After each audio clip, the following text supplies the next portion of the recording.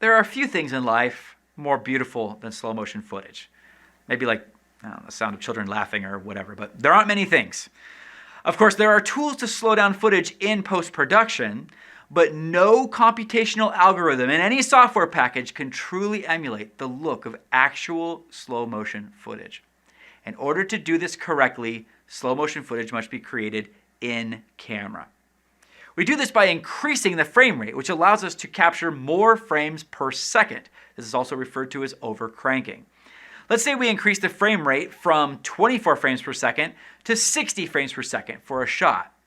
When we put that clip into our project that's 24 frames per second, it will take almost 3 seconds to play back what actually happened in just 1 second. The result is buttery filmic goodness. Slow motion even smooths out imperfections in camera movement. It's great.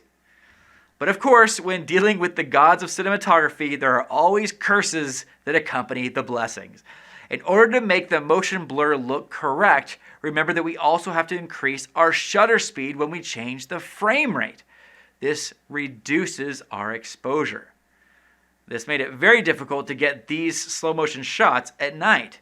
We had to shoot with our aperture wide open and use tons of light.